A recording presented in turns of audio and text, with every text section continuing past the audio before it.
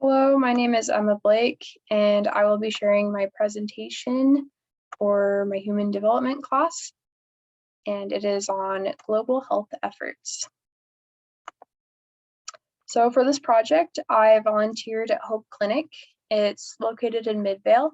This clinic provides free medical care for uninsured and underserved individuals, which includes patients that are at or below the poverty line. I put this table here just so you have a general idea of what it means to be at the poverty line. So if there's one person in the household and the annual income is $12,880 or less per year, that's considered to be below the poverty line. And as the number of individuals in the household increases, this number also increases. And so I can see that accordingly. I was surprised while I was volunteering at the clinic at the large number of Hispanic individuals. I just didn't expect that. And it opened my eyes to the needs that exist in the community. Even though it's Salt Lake City in Utah, this general area, there is a lot of poverty that exists. And the United States is a prosperous country, but that doesn't mean we shouldn't be concerned with the welfare of people that are in a lot of the lower socioeconomic classes. And I was scheduled to volunteer for 4 hours, but I ended up volunteering for 5.5, just so I could help out, do a couple extra phone calls, and help schedule patients that were coming in for the following week. Hope Clinic is only open 2 days a week, which isn't very much, and they cram as many patients as they can into those 2 days. So this was an excellent opportunity, and it really helped me understand the needs that people have in the community. I also read this book. It's in Portuguese, called Eu Sou Favela, and it translates to I Am the Slums. It's really interesting. It takes place in the slums in Brazil and contains 9 short stories by different authors about the different misfortunes that people face in the slums. The opening story talks about a boy who is told from his perspective, and in the beginning, he's just very excited about all the different noises from around the house and in his backyard. And then his mother asks him to open the door because it's so hot outside. And so he hears all the noises from the streets and later goes out into the streets. And then later in the day, he comes back home and he finds his mother cold and dead. And it's interesting because it's told from the boy's perspective, so it's hard to say exactly what happened to the mom. And this is kind of a sad story. Some of the other ones weren't quite as sad. But it's kind of a rough community, but it is a community, which was really cool. There were lots of examples of how neighbors just were there for one another.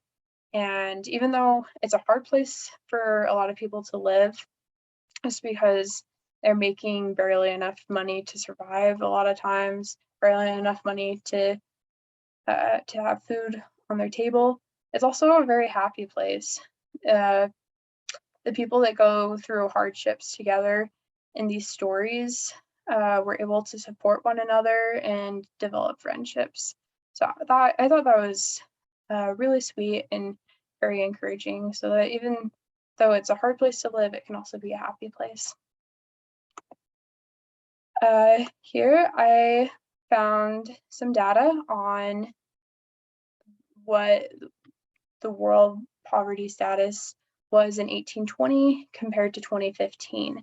I thought it was really interesting because by today's standards, in 1820, the majority of people were living in poverty, which meant that if they didn't make enough crops that year, then their family would go hungry. Or if there was a drought, it sucks to be you. And then with the Industrial Revolution, it changed things around. And now we have, even though we have billions more people living in the world, the number of people not in extreme poverty has gone up a lot, which is amazing to see. Right here, it has more statistics.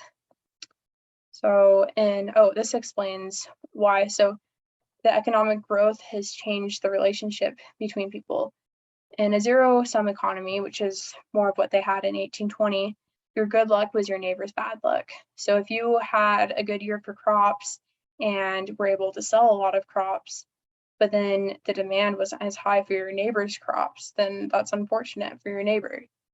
But now in a positive sum economy, you are often better off when your neighbors are better off, which is what we have today. When the people around you are prosperous, everyone is prosperous overall, which is honestly amazing that we have that. And then in 1950, 2/3 of the world were living in extreme poverty.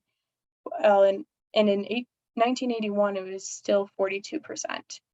And then in 2015, so pretty much the last 35 years, give or take, the last year that there was data, the share of the world population in extreme poverty fell below 10%, which is amazing progress and so exciting.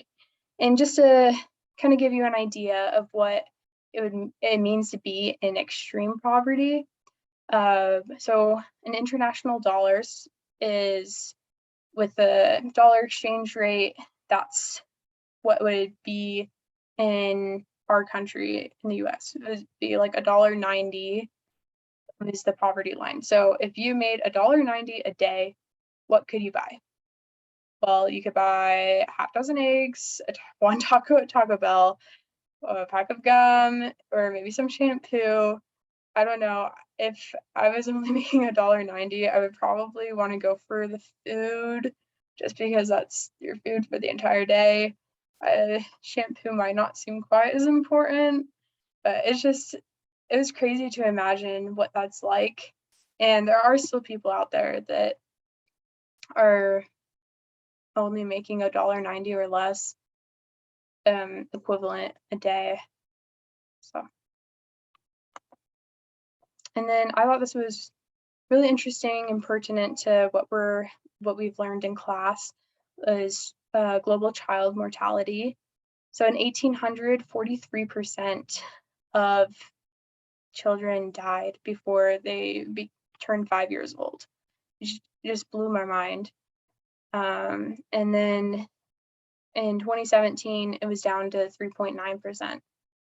And so that is like a huge improvement, and for like 200 years. And how did that happen? Well, we've come a long ways and decreased the risk of disease through sanitation. People don't poop or pee in the streets anymore. There's our sewage systems, which is really great for preventing disease. And we also have healthier diets. More nutritious foods are available for children and parents. There also are vaccinations, which prevent against smallpox, influenza. There's so many different diseases vaccinations help against. And so it's not just one thing that has helped improve child survival and development so much. It's a combination of many different things. And it has just been so incredible to see how far we've come, but we still have farther to go, because on average, 15,000 children die every day. And so more progress is needed to prevent those deaths from happening. Yeah, that adds up. That's really sad that so many children are still dying. And so this slide talks about continual issues and what we can do. So these are 6 of the main issues that we have in global health. So one issue is animal health and food sourcing. It's important that the animals that are consumed are kept healthy through proper irrigation, pesticide use, and waste management. If the animals are sick and then are given to people as food, that's just going to spread diseases and cause more problems. So we want to make sure that those animals are healthy. Non-communicable disease prevention, that accounts for 70% of deaths worldwide, which is a lot of deaths, and includes heart disease, stroke, diabetes, and cancer. It's important to take care of your body by exercising and eating nutritious foods. Do what you can to prevent these from happening by exercising every day. People can decrease their risk for heart disease because you don't have atherosclerosis building, which is like when you have fatty tissue building up in the arteries, just because veins and arteries are kept healthy through that aerobic movement. And lots of other factors too. I'll get off my soapbox with that. Other things are political factors. It's important to improve refugee and migrant health. You also have situations that there's a humanitarian crisis, and so it's important to help people immediately, like when they need help, because it might be too late if you aren't there in time. But it's important to just move quickly. And then economic disparities in healthcare access. This one also goes with the previous slide. It talks about high infant mortality rates are correlated to areas that lack basic health education and healthcare. So potentially by providing basic health education and healthcare to these poor communities that don't have access to that, it could prevent infants from dying and possibly greatly improve the child mortality rate. And there's environmental factors, storms, flooding, air pollution, droughts. These can also spread disease and sicknesses.